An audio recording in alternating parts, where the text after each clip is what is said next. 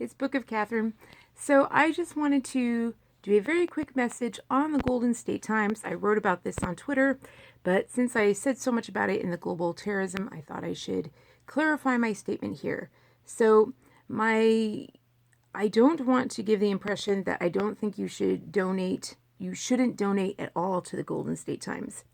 My point is that this push to do $40 or $100 donations, I think that that's what the UN does, is they push for huge donations to things like World Wildlife Federation or hurricane funds, like to Bermuda, things like that, when it's their vacation land and it's a monarchy, or the island with 300,000 people on it, and it's luxury resorts, right? And they've got it, they've got insurance. That's what insurance is for. Our nation doesn't need to take care of their nation. They have insurance just for hurricanes. They're in a hurricane path. That's what insurance is for. So anyway, my point is that pay fair wages. I've learned fair trade donations. It's a service that you use. So like for my channel, I recommend, if what I consider to be fair trade for my channel is, now that we've grown larger, I recommend $1 a month. That's $12 a year. That's like what a newspaper would be. It'd be $12 a year for $12 to $15 a year for most magazines and journals, and ones that are larger charge less. But that's about what I think is fair trade for my labor, considering our size, and considering like everybody, subscribes and the rate that people subscribe, etc. So I think that that's fair trade. And Golden State Times, I think that that's a fair trade. You can think of different fair trade wages, but I'm saying those huge donations isn't necessarily, that's what I was saying is not necessarily something that I was kind of going against, that I didn't think was fair. So I think that in my life, I had to learn the hard way, not the hard way, but it was a conscientious decision that I made from my friends. The higher up my friends got, the more successful they were in my life.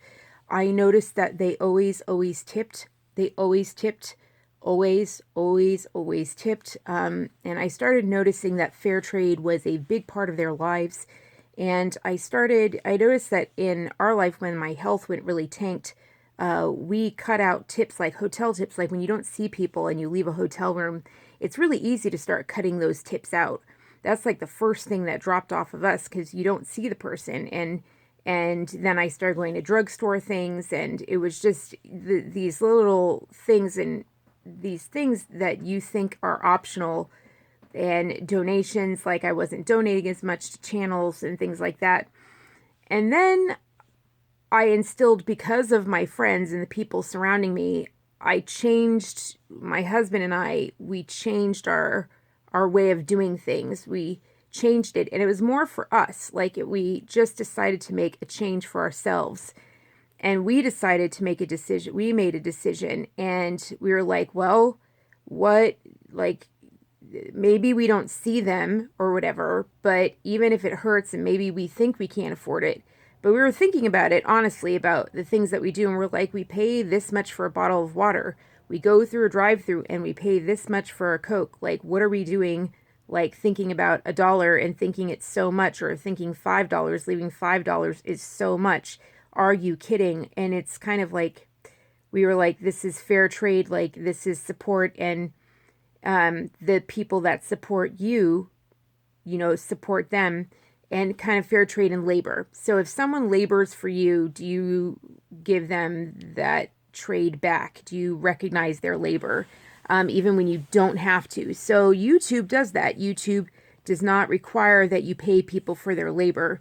So I do, like, donations for Golden State Times, like they do labor for me that I use. Like, I use that labor. They do labor that I use, but I pay them a wage for my thing. When we started doing that, we noticed like the universe bound. There's some like universal law that happened. We don't know what it is, but the more we started recognizing the support of others in our lives, like financially, and just like paying a fair trade, like recognizing that, then it came back and we ended up getting more support, if that makes sense. Like, just there's something like crazy about it. Don't know what it is. And I was like, well, maybe that's why it's the practice of successful people. Maybe. Um, and so we were just kind of like, that's why I was saying, like, these boss, there's the term boss or whatever. It does something. There's some kind of balance in the universe. And so that's what we started doing. And so it's something much, it's almost a selfish thing now that we do, because we know it comes back so much. And I feel like my entire life, like this body, you can see it. I'm watching the dance videos and I'm just like, this is impossible. Like, I wasn't able to lift my head, and here I am doing leg work, and obviously it hurts. Like, the night was really bad, and I woke up twice, and this time my left hip went out besides my right hip in this pain. But I feel stupid for complaining, because I'm like, oh my gosh, like, like, my legs are moving when I couldn't lift my head. So, and I'm sleeping through the night instead of like going for nights and nights without sleeping. And before that, just passing out from the pain, like just not waking up ever, like just going into episodes and just going dead, just going flatlining, like there's just huge improvements. And I feel like, when I turned around the first time the ship kind of turned around is sort of when we started making that change in our lives. That it kind of, I can't help but notice that was kind of around the same time we started doing that we started just kind of, I guess on my feed, I realized as I was typing it out, I was kind of like treating people the way we wanted to be treated, even people we couldn't see. So when I think of Golden State Times, I'm like, okay, maybe their other channel does something that I don't like, but I use their service and I use their labor. Does that make sense? And so I use their labor on the other channel. There's a channel that I use. There's two channels. I don't use one of them. I use the other one. There is labor. It is a service. Yes, it may not be a super complicated service. Yes, they may not be censored, but there's still labor going on, and it's still a channel that I use. And I recognize that labor, and I give what I consider to be a fair trade wage, like a news service with a news service wage, if that makes sense. And so, and I pay according to that. I don't hit this like $40 button or whatever and stuff like that. So, I don't go, oh my God, like the Trump support, Trump's going to die if I don't like give my life savings. So that was my point. I was saying, like, be reasonable about what you do. It is a service that you use. And just because, and I do the same thing with China Uncensored, like China Uncensored, like the donations there are the exact same donations that Golden State Times, like, because they are a news service that I use, the subscriber, it's not going to be different. It's just like a fair wage that balances out my life, because I'm recognizing their labor. Does that make sense? China Uncensored has a much larger team. Does that make sense? And they produce much more content. They do US Uncovered. And so I recognize that. And then I push, China Uncensored a whole lot more. And that's one of the ways that I see fair trade. I hope that I push them much more.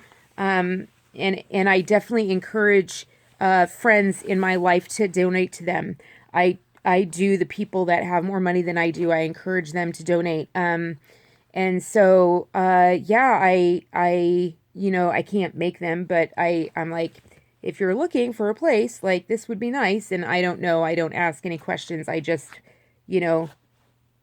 I have no idea of any number. Like we really keep, I swear to God, like, we keep money so separate. And that's something I think that people don't understand about. I think that I listen to music and it makes it sound like everybody talks about money, and they don't. Like, that's just something, nobody talks about money. It's a big thing. Like, no one talks money. No one knows accounts. No one knows their bank accounts. Money is completely not irrelevant, but it's just, and I don't know if it's because once you get successful, everyone wants your money. Everyone's trying to get your money. Everyone comes out of the woodwork, and they all expect support.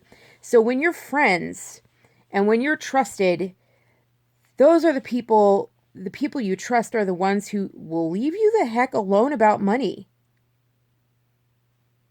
That's the last thing you want to discuss. Last thing you want to discuss. And so it's not defined. And I find it interesting that, okay, now I'm going off into lower middle class and upper class and how we completely destroyed with not having flat tax, how we reintroduced the class system into America by introducing tax rates. We didn't have taxes before Hitler. Isn't that interesting? So that's when taxes came back into America. And then we introduced the class system, and we used to be created equal.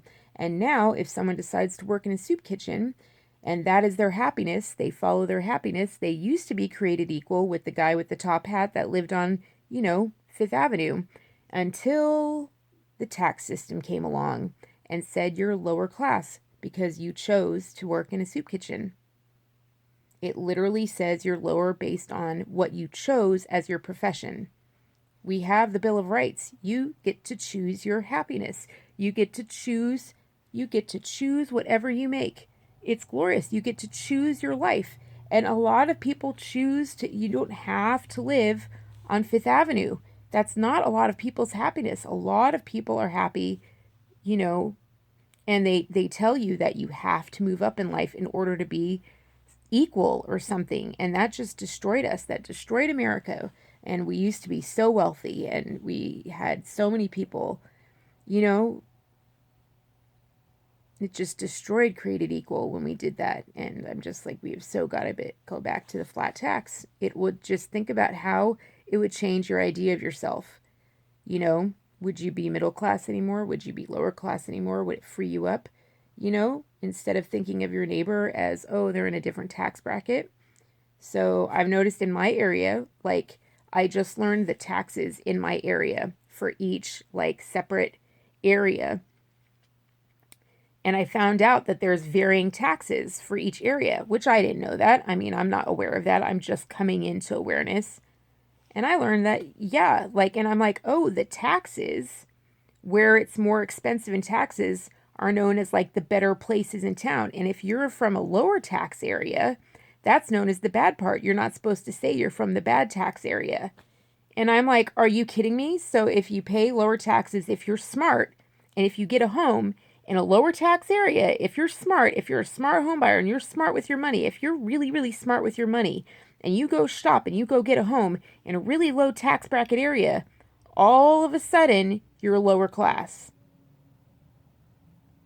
Like that? Do you get that? Like you're upper class if you're dumb enough to get a house, where you're paying $20,000 in taxes on your house or something like that? I don't know. I don't know if that's what, like, it's a month or something. I'm bad at numbers. I'm bad at numbers for tax. I don't know. Some, you know what I mean? Like large amounts for taxes. You know what I mean? So it's just, I find it incredible what we've done with taxes. And I can tell that they're using taxes to actually, move out lower classes, what they consider to be lower classes, and eliminate freedoms in America, that the town councils will just yank up the taxes in order to like literally eliminate any kind of working citizen. They don't want working class. They want in politicians from around the world or something like that, or they want in Wall Street from around the world, or they want in DC from around the world, or they want lobbyists from around the world, or they want who knows what? They want royal families? I don't know. Maybe China? Who knows what they want? You know what I mean? Or maybe they just don't want anyone. Maybe they just want the houses sitting there alone. But God forbid that they have anyone that works for a living. Like, God forbid, because that's dirt on their shoe, right? That's not America. We're created equal. Flat taxes need to come back. Flat taxes, flat taxes, flat taxes, flat taxes. Did you know there are some states without taxes? Do you know why those states had It's not because we used to have a lot of taxes and they suddenly removed taxes.